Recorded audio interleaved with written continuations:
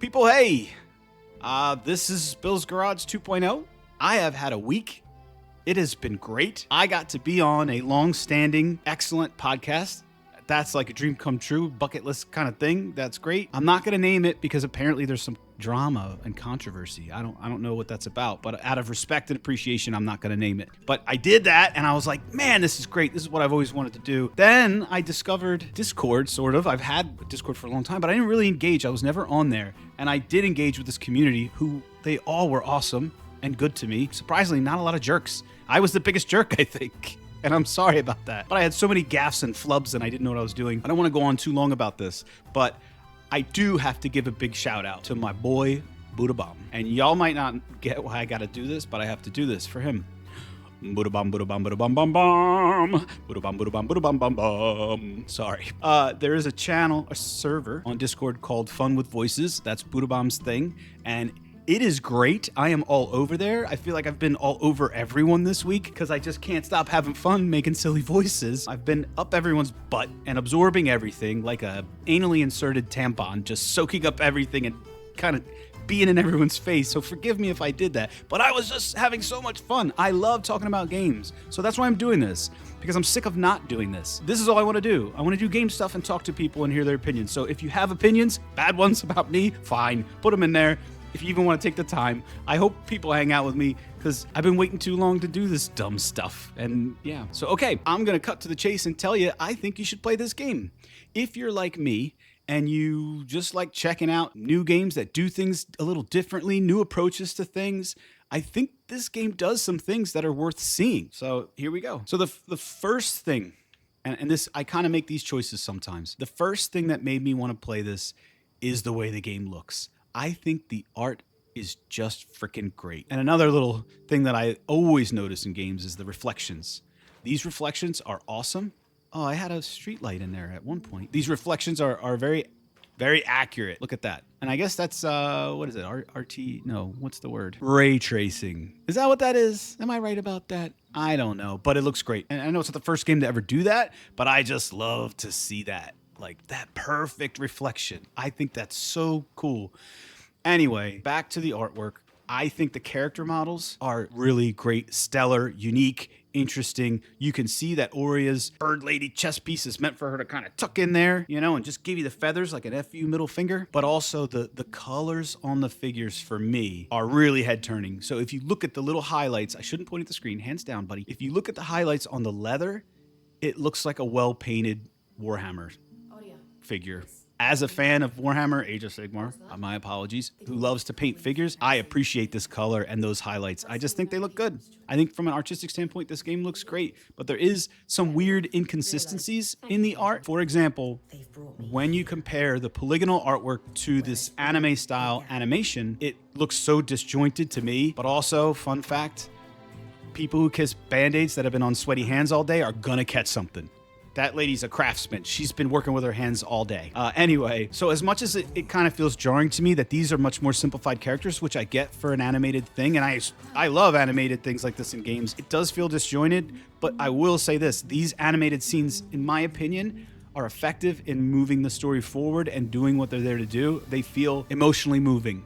But I will say this game gets a little touchy-feely in ways that I think some gamers are not going to appreciate. There's a lot of expression of inner feelings and emotions that I think some people aren't really super high on hearing about. But yeah, that's the animation. The effects of ice and fire feel like intentional. They don't feel, this doesn't really show what I mean about it, but the flames look like someone drew them. They look very not procedurally generated or not made up by some system. It looks like someone really took some care into how they look. And then when you get to the map and the codex, you know, you have a different style in these menus a lot. You know, like your journal in a game will have like a hand-drawn thing, a much simpler thing. But I actually still appreciate the art style here. They use thick outlines that make things pop and stand out, like almost like in a 3D way, which reminds me of like comic art. And then I just love this picture in the codex. It's very different.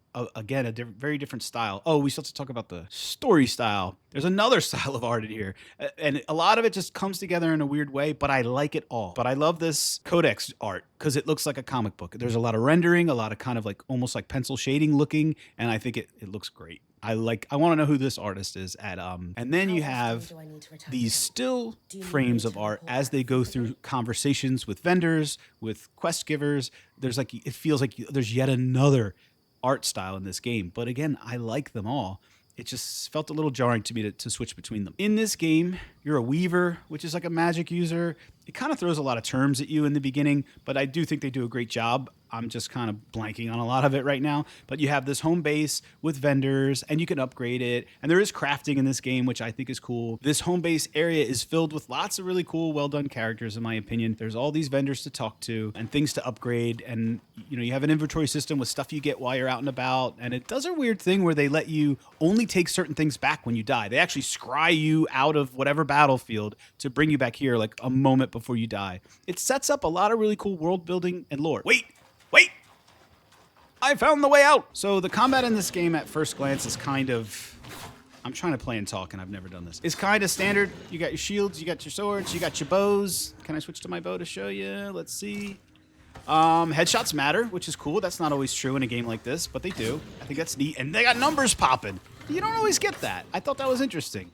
I'm not able to fight and talk. The ninja kick. I love the ninja kick because it has proper footwork, in my opinion. Let me switch back to the sword and pretend like I can do this. So yeah, what's neat though are the powers that they layer onto the combat. So I can hold left trigger and I can just start throwing ice around.